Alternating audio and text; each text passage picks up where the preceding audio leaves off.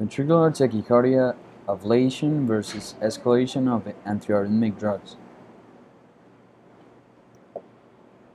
Ventricular tachycardia. VTAC refers to when a rhythm faster than 100 or 120 beats per minute, arising distal to the bundle of vis. The rhythm may also arise from ventricular myocardium. This video explains what ventricular tachycardia is. Ventricular tachycardia, also known as VTAC, is a rapid heartbeat that arises from cells in the lower chambers of the heart, also known as the ventricles, and I'm circling them right here. Now, the ventricles are the main pumpers that pump blood to the rest of the body. The heart typically beats between 60 and 100 beats per minute, or BPM. So during the time between beats, the ventricular walls relax, and that's when the heart ventricles fill with blood. When the heart beats, these walls contract and they push blood through the great vessels and out to the rest of the body. And this forward movement of blood is actually what makes you feel a pulse. So a pulse will feel in your neck or your wrist. So in VTAC, the heart is beating really fast, sometimes up to 250. Epidemiology. VTAC causes most of the sudden cardiac deaths in the United States at an estimate of approximately 300,000 deaths per year. Treatment and management.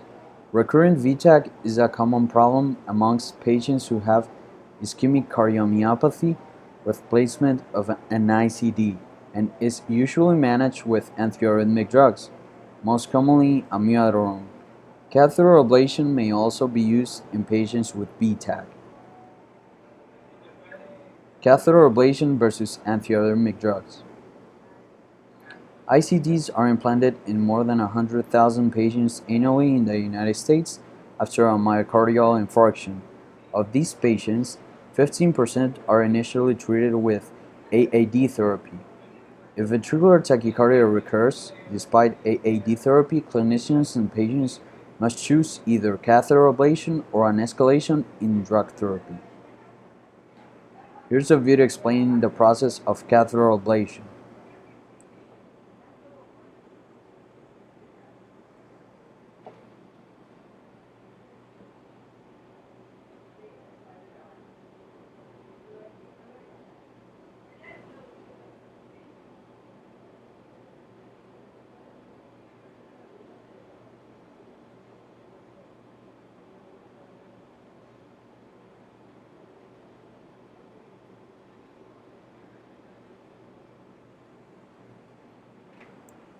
AAD therapy.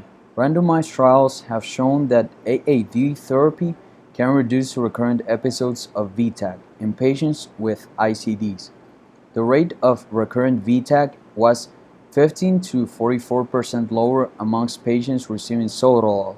Amiodarone therapy reduced recurrent arrhythmias in the first year of treatment by 71% and reduced the rate of death from arrhythmias but has been associated with substantial risk of side effects during long-term therapy. This video explains the pharmacology behind amiodarone. Amiodarone is widely known for having various effects through many mechanisms. Listing them here: decreases node firing, decreases automaticity, decreases reentrant effects, it blocks all kinds of channels, like many of the classes that we talked about, that we're going to talk about. Also acts kind of like the beta blockers as well. There are many tachyarrhythmias that can be treated with amiodarone, but it also has unique pharmacokinetic properties and a bunch of side effects. It lasts for about 25 to 60 days, and you cannot easily diminish or reverse the effects. So this might make physicians a little hesitant to use amiodarone if you cannot diminish or reverse the effects. Now, some of the side effects, primarily pulmonary, can cause pneumonia, pulmonary fibrosis. You can have cardiac effects such as bradycardia, because of course you're decreasing sinus node firing, you're decreasing automaticity, you're decreasing reentry circuits. You can cause long QT segment, which, as we said earlier, leads to torsades de poids. can cause thyroid problems because there's a big iodine molecule or a big iodine atom in the middle of the molecule. It can cause GI distress and central nervous system distress.